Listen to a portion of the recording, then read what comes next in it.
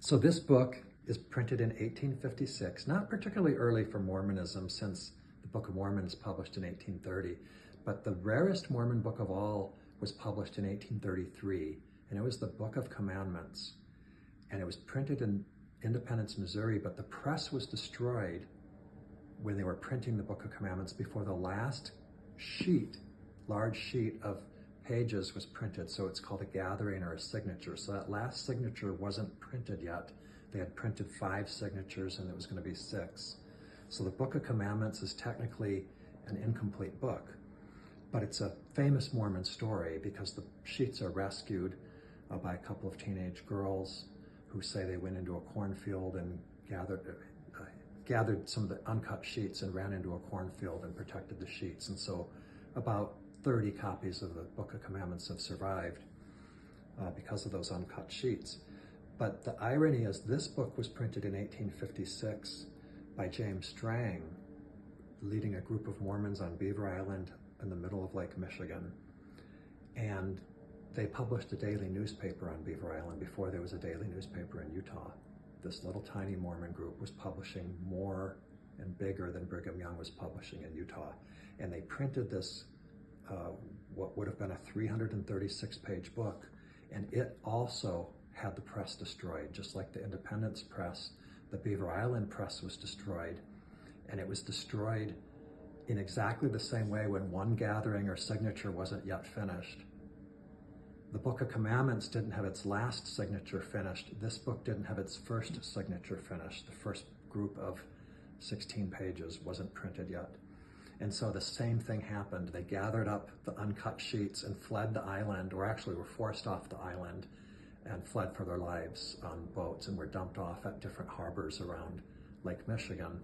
And they saved these in the same way that the Book of Commandments was saved, and they sewed them up and got them bound for a generation afterwards. But the paper on this book, the printing quality, it is actually the most, in my opinion, and I've owned virtually every Mormon book ever printed for the first 100 years of Mormonism. Well, all Mormon books. I buy every single book that mentions Mormonism. But this book is actually just a printing masterpiece. The fact that they printed this with this incredibly crisp, perfect white cotton paper, which has remained flawless since 1856. And the quality of the printing, the fineness of the type, and multiple different type styles. It's a masterpiece of typography, of typesetting, of perfection. It is so perfect that when they printed it, the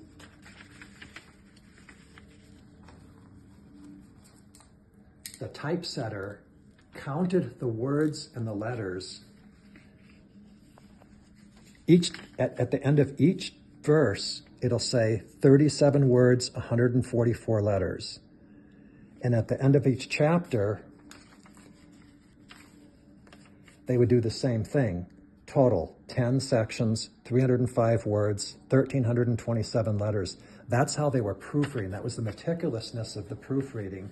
And when they got to the very end of the book, it had a grand total, 47 chapters, 332 sections, 16,865 words, 71,538 letters. And that was the allegedly translated portion. That's not including these extensive explanatory notes that are set in different fonts, different type sizes, and so on. It's just an incredible masterpiece to think that this was printed on an island in Lake Michigan in the 1850s. And so James Strang says he gets the sealed plates. The book of the law of the Lord that Moses had is recorded on the plates that were sealed, the brass plates. And he translates this from the brass plates mentioned in the Book of Mormon. And he has witnesses